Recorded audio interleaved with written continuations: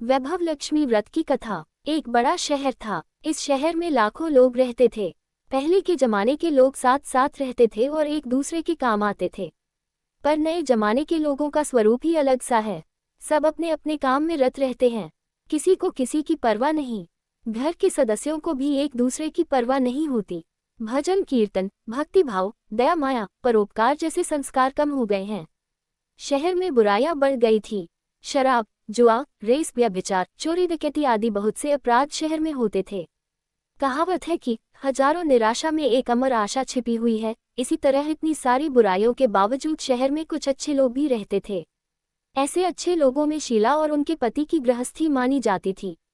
शीला धार्मिक प्रकृति की और संतोषी थी। उनका पति भी विवेकी और सुशील था।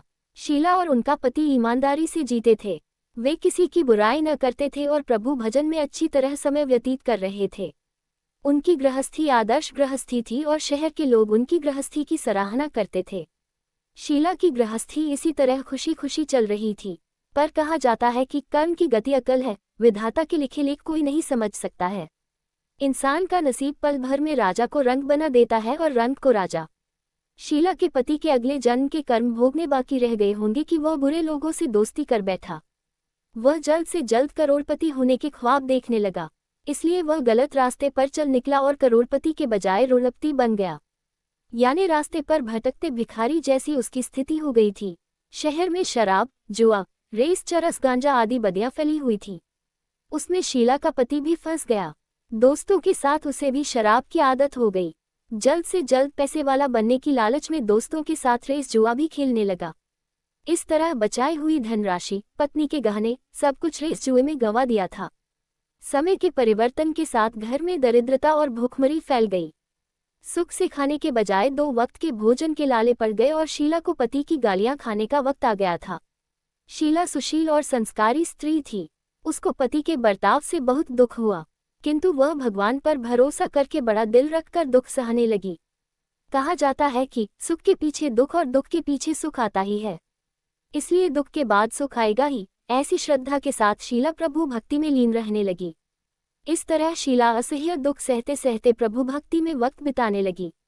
अचानक एक दिन दोपहर में उनके द्वार पर किसी ने दस्तक दी। शीला सोच में पड़ गई कि मुझ जैसे गरीब के घर इस वक्त कौन आया होगा। फिर भी द्वार पर आए हुए अतिथि का आदर करना चाहिए, ऐसे आर्य धर्म के संस्कार वाली शीला ने खड़े होकर द्वार खोला। देखा तो एक माँ जी खड़ी थी। वे बड़ी उम्र की लगती थीं, किंतु उनके चेहरे पर अलौकिक तेज निखर रहा था। उनकी आंखों में से मानो अमृत बह रहा था। उनका भव्य चेहरा करुणा और प्यार से छलकता था। उनको देखते ही शीला के मन में अपार शांति छा गई। वैसे शीला इस माँ जी को पहचानती न थी, फिर भी उनको देखकर शीला के रोम रोम में आनंद छा गया। शीला माँ जी को आदर के साथ घर में ले आई। घर में बिठाने के लिए कुछ भी नहीं था, अतः शीला ने सकुचा कर एक फटी हुई चादर पर उनको बिठाया।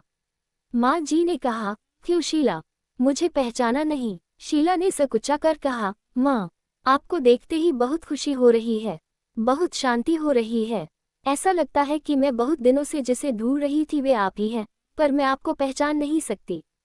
माँ जी ने हंसकर कहा, क्यों भूल गई? हर शुक्रवार को लक्ष्मी जी के मंदिर में भजन कीर्तन होते हैं, तब मैं भी वहाँ आती हूँ। वहाँ हर शुक्रवार को हम मिलते हैं। पति गलत रास्ते पर चल गया, तब से शीला बहुत दुखी हो गई थी और दुख की मारी वह लक्ष्मी जी के मंदिर में भी नहीं जाती थी। बाहर के लोगों के साथ नजर मिलाते भी उसे शर्म लगती थी। उसने याददाश्त पर जोर दिया पर वह माँ जी याद नहीं आ रही थी।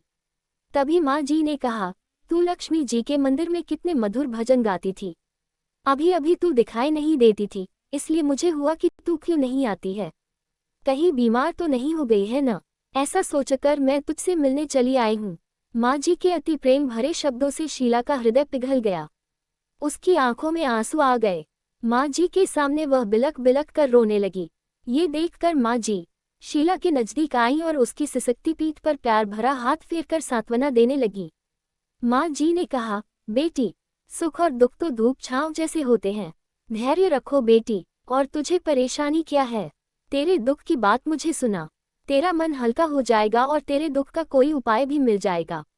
माँ जी की बात सुनकर शीला के मन को शांति मिली। उसने माँ जी से कहा, माँ, मेरी गृहस्थी में भरपूर सुख और खुशियाँ थीं, मेरे पति भी सुशील थे। अचानक हमारा भाग्य हमसे रूठ गया। मेरे पति बुरी संगति में फंस गए और बुरी आदतों के शिकार हो गए तथा अपना सब कुछ गंवा बैठे हैं तथा हम रास्ते के भिखारी जैसे बन गए हैं। ये सुनकर माँ जी ने कहा, ऐसा कहा जाता है कि कर्म की गति न्यारी होती है, हर इंसान को अपने कर्म भुगतने ही पड़ते हैं। इसलिए तू चिंता मत कर, अब तू कर्म भुगत चुकी है, अब तुम्हारे सुख के दिन अवश्य आएंगे। तू तो माँ लक्ष्मी जी की भक्त है। माँ लक्ष्मी जी तो प्रेम और करुणा की अवतार हैं। वे अपने भक्तों पर हमेशा ममता रखती हैं। इसलिए तू धैर्य रखकर माँ लक्ष्मी जी का व्रत कर, इससे सब कुछ ठीक हो जाएगा। माँ लक्ष्मी जी का व्रत करने की बात सुनकर शीला के चेहरे पर चमक आ गई। उसने पूछा, माँ लक्ष्मी जी का व्रत कैसे किया जाता है, वह मुझे समझाइए। मैं यह व्रत अवश्य करूंगी। माँ जी ने कहा, बेटी माँ लक्ष्मी जी का व्रत बहुत सरल है। उसे वरदलक्ष्मी व्रत या वैभव लक्ष्मी व्रत भी कहा जाता है। यह व्रत करने वाले की सब मनोकामना पूर्ण होती है, वह सुख संपत्ति और यश प्राप्त करता है। ऐसा कहकर माँ जी वैभव लक्ष्मी व्रत की विधि कहने लगी। बेटी वैभव लक्ष्मी व्रत वैसे तो सीधा सादा व्रत है, किंतु कई लोग यह व्रत गलत तरीके से करते हैं, अतः उसका फल नहीं मिलता। कई लोग कहते हैं कि सोने के गहने की हल्दी कुमकुम से पूजा करो बस व्रत हो गया, पर ऐसा नहीं है। कोई भी व्रत शास्त्रीय विधि से करना चाहिए, तभी उसका फल मिलता है। सच्ची बात यह है कि सोने के गहनों का विधि से पूजन करना चाहिए। व्रत की उद्यापन विधि भी शास्त्रीय विधि से करना चाहिए।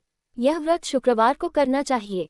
प्रातःकाल स्नान करके स्वच्छ कपड़े पहनो और सारा दिन जय माँ लक्ष्मी का रटन करते रहो। किसी की चुगली नहीं करनी चाहिए। शाम को पूर्व दिशा में मुंह करके आसन पर बैठ जाओ। सामने पाटा रखकर उस पर रुमाल रखो। रुमाल पर चावल का छोटा सा ढेर करो। उस ढेर पर पानी से भरा तांबे का कलश रखकर कलश पर एक कटोरी रखो। उस कटोरी में एक सोने का गहना रखो। सोने का न हो तो चांदी का भी चलेगा, चांदी का न हो तो नकद रुपया भी चलेगा। बाद में घी का दीपक जलाकर अगरबत्ती सुलगा कर रखो। माँ लक्ष्मी जी के बहुत स्वरूप हैं और माँ लक्ष्मी जी को श्रीयंत्र अति प्रिय है। अतः वैभव लक्ष्मी में पूजन विधि करते वक्त सर्वप्रथम श्रीयंत्र और लक्ष्मी जी के विविध स्वरूपों का सच्चे दिल से दर्शन करो। उसके बाद लक्ष्मी स्तवन का पाठ करो।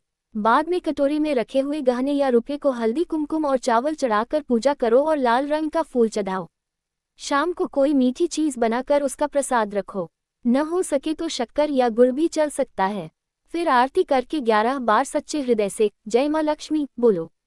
बाद में 11 या 21 शुक्रवार यह व्रत करने का दृढ़ संकल्प माँ के सामने करो और आपकी जो मनोकामना हो वह पूरी करने को माँ लक्ष्मी जी से विनती करो। फिर माँ का प्रसाद बांट दो और थोड़ा प्रसाद अपने लिए रख लो। अगर आप में शक्ति हो तो सारा दिन उपवास रखो और सिर्फ प्रसाद खाकर शुक्रवार का व्रत करो। न शक्ति हो तो एक बार शाम को प्रसाद ग्रहण करते समय खाना खा लो। अगर थोड़ी शक्ति भी न हो तो 2 बार भोजन कर सकते हैं। बाद में कटोरी में रखा गहना या रुपया ले लो। कलश का पानी तुलसी की क्यारी में डाल दो और चावल पक्षियों को डाल दो। इसी तरह शास्त्रीय विधि से व्रत करने से उसका फल अवश्य मिलता है। इस व्रत के प्रभाव से सब प्रकार की विपत्ति दूर होकर आदमी मालामाल हो जाता है। संतान न हो तो संतान प्राप्ति होती है। सौभाग्यवती स्त्री का सौभाग्य अखंड रहता है। कुमारी लड़की को मनभावन पति मिलता है। शीला ये सुनकर आनंदित हो गई। फिर पूछा, माँ आपने वैभव लक्ष्मी व्रत की जो शास्त्रीय विधि बताई है वैसे मैं अवश्य करूंगी, किंतु उसकी उद्यापन विधि किस तरह करनी चाहिए ये भी कृपा करके सुनाइए। माँ जी ने कहा, 11 या 21 जो मन्नत मानी हो उतने शुक्रवार यह वैभव लक्ष्मी व्रत पूरी श्रद्धा और भावना से करना चाहिए। व्रत के आखिरी शुक्रवार को खीर का नैवेद्य रखो। पूजन विधि हर शुक्रवार को करते हैं वैसे ही करनी चाहिए। पूजन विधि के बाद श्रीफल फोड़ो और कम से कम 7 कुंवारी या सौभाग्यशाली स्त्रियों को कुमकुम का तिलक करके वैभव लक्ष्मी व्रत की एक पुस्तक उपहार में देनी चाहिए और सबको खीर का प्रसाद देना चाहिए। फिर धन लक्ष्मी स्वरूप वैभव लक्ष्मी स्वरूप माँ लक्ष्मी जी की छवि को प्रणाम करें। माँ लक्ष्मी जी का ये स्वरूप वैभव देने वाला है।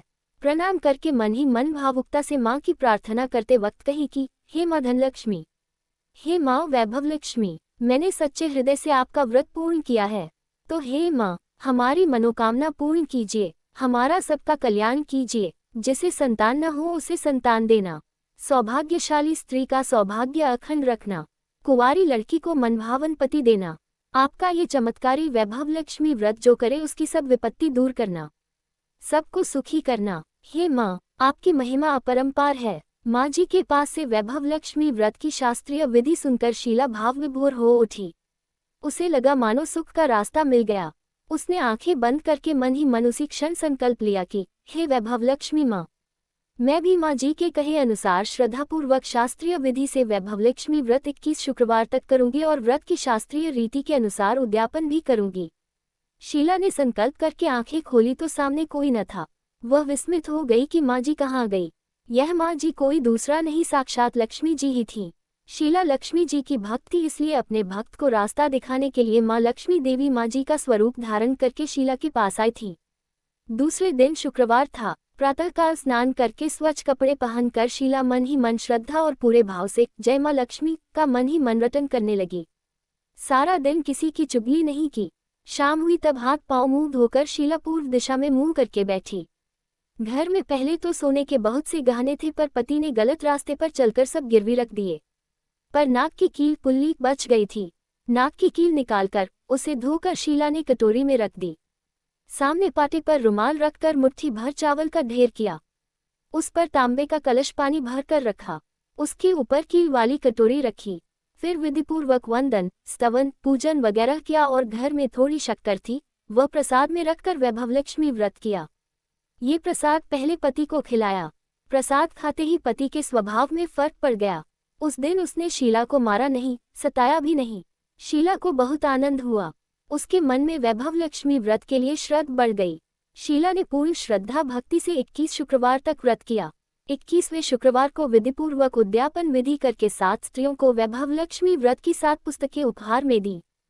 फिर माता जी के धनलक्ष्मी स्वरूप की छवि को वंदन करके भाव से मन ही मन प्रार्थना करने लगी, हे माँ धनलक्ष्मी, मैंने आपका वैभव लक्ष्मी व्रत करने की मन्नत मानी थी, वह व्रत आज पूर्ण किया है। हे माँ, मेरी हर विपत्ति दूर करो, हमारा सबका कल्याण करो। जिसे संतान न हो उसे संतान देना। सौभाग्यवती स्त्री का सौभाग्य अखंड रखना। कुंवारी लड़की को मनभावन पति देना। जो कोई आपका ये चमत्कारी वैभव लक्ष्मी व्रत करे उसकी सब विपत्ति दूर करना, सबको सुखी करना। हे माँ, आपकी महिमा अपार है। ऐसा बोलकर लक्ष्मी जी के धनलक्ष्मी स्वरूप की छवि को प्रणाम किया। इस तरह शास्त्रीय विधि से शीला ने श्रद्धा से व्रत किया और तुरंत ही उसे फल मिला। उसका पति सही रास्ते पर चलने लगा और अच्छा आदमी बन गया तथा कड़ी मेहनत से व्यवसाय करने लगा। धीरे धीरे समय परिवर्तित हुआ और उसने शीला के गिरवी रखे गहने छुड़ा लिए। घर में धन की बाढ़ सी आ गई। घर में पहले जैसी सुख शांति छा गई। वैभव लक्ष्मी व्रत का प्रभाव देखकर मोहल्ले की दूसरी स्त्रियां भी शास्त्रीय विधि से वैभव लक्ष्मी का व्रत करने लगी। हे माँ धनलक्ष्मी, आप जैसे शीला पर प्रसन्न हुई, उसी तरह आपका व्रत करने वाले सब पर प्रसन्न होना, सबको सुख शांति देना। जय धनलक्ष्मी माँ, जय वैभव लक्ष्मी माँ।